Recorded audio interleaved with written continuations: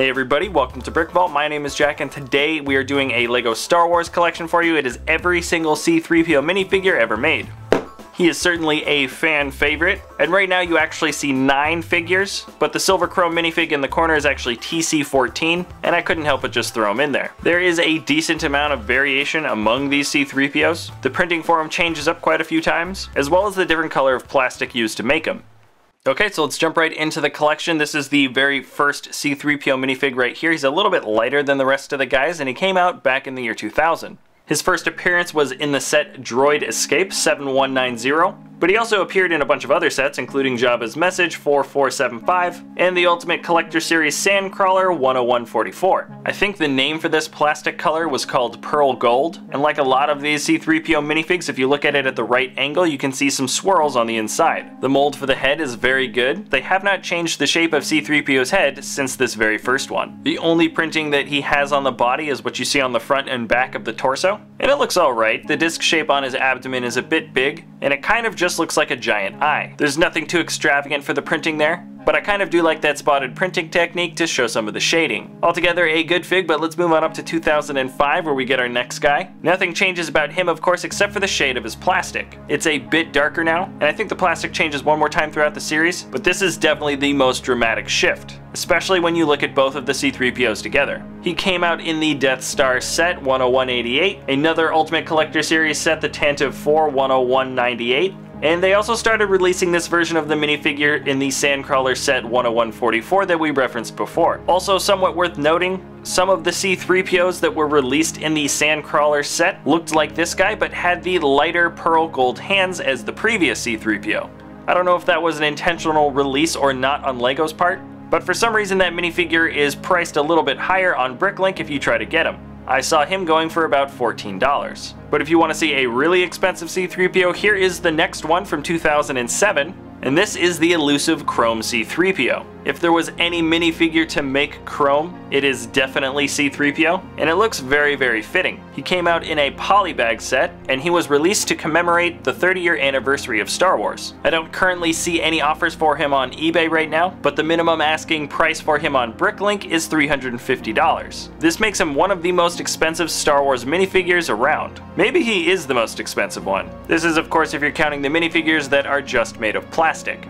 Also, one thing to note about this C-3PO is the lack of chrome right around the front of the chest on the sides. The chrome paint is sprayed directly onto the minifig when it's totally put together, and in order to get the most surface area of the figure covered, they had to push C-3PO's arms out a little bit so they could spray his sides. This of course means there's always going to be some blank spot on every chrome figure. We pointed it out when we showed Chrome Vader, and now you'll probably be looking for it when I show you TC-14. This minifig came out back in 2012, and he was the exclusive minifigure as part of the Star Wars May the 4th promotion. This minifig has the new printing for the protocol droids. In particular, the front of the torso looks a lot better. That circle in the center is smaller, which is much better. And in general, there's just some more distinctive features. I especially like the addition of the wiring printing on the front and back. Also, the eyes have printing now. These ones are a very bright yellow, and the only parts of TC-14's body that aren't chrome are the hands and the backs of the shoulders. This of course lets you know that they bent TC-14's arms backwards when they were spraying them with the silver chrome. Once again, a very appropriate figure to make chrome, and the next figure they do this for should definitely be Captain Phasma.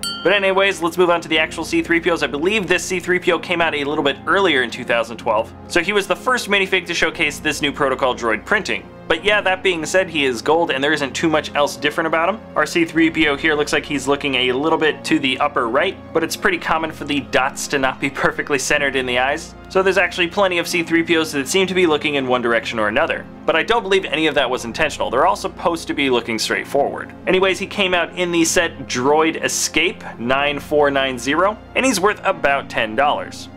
This next one here is probably one of my favorite C-3POs, and he came out back in 2014 in the Sandcrawler set 75059, and this figure looks pretty darn good. There's a few extra details added to the already existing print. He's got leg printing, and they've also given him an oil stain on the chest because he is pretty dirty when he's inside the Sandcrawler. The Sandcrawler set was very big and not so cheap, so getting this guy on Bricklink will cost you almost $20. 2015 came out with two C-3POs, and they're both a bit different than the rest. It might be pretty obvious to tell how this first guy came out. He was in the most recent Star Wars Advent Calendar 75097, and he is the Santa C-3PO. I don't know if this Santa torso piece was made especially for C-3PO, but whether it was or wasn't, I do like the use of the reflective gold on the front and back. It certainly complements C-3PO's gold body. The head is the same with the printing for the eyes, except of course he comes with a beard and mustache now. The legs are printed the same as before, and he comes with a matching red bag. And this next C-3PO is from the new Star Wars Force Awakens movie, and he aesthetically looks better than all of the rest. The detailing for the torso has only changed slightly. It's nearly identical to the Sandcrawler one, except he doesn't have that little paralyzing mechanism attached to his chest, or that oil stain. One of his arms is dark red because he got it from a different protocol droid, but you'll note that both of the arms have some very good mechanical printing on them now. This also goes for the legs. He lost that bit of silver printing on his right leg, and he does have printing on the sides of the legs. And there's one more little detail that I'd like to point out. It's very subtle, but I just really like that the front of the printing on his right leg matches up with some of the printing on the side of his leg. It's a very small detail to note, but it shows that the designers definitely spent a little bit more time and effort designing this guy. Moving on to 2016, it feels a little bit like a step backwards. This is the C-3PO from the Droid Escape Pod set, number 7516, and the printing for him is pretty much identical to the one from the 2014 Sandcrawler set, except of course the oil stains and that little silver diode on the front of his chest. Also, they changed up his silver wires to being blue. Not much of a difference, but there it is, and actually here is the entire collection. C-3PO went through a nice bit of evolution. That chrome gold version of him is by far the coolest. Even though the printing for this guy has been greatly improved since then, there is no beating a true chromified C-3PO. The printing for the Star Wars Force Awakens C-3PO is by far the best, if you're looking at him solely based on the attention to detail. I do wish in the future though that they make an Ultimate Collector Series Cloud City set. Having a battle damaged and dismembered C-3PO minifig carried in a net by Chewie would be pretty awesome. Alright, so that's it for our collection episode. As always, if you guys have any ideas about what kinds of collections or LEGO videos you want to see us do in the future, you can let us know in the comment section below, and we'll do our best to get those episodes made. But other than that, we are finished here, so thanks a lot for watching. If you enjoy our content, feel free to subscribe, and we will see you next time at Brick Vault.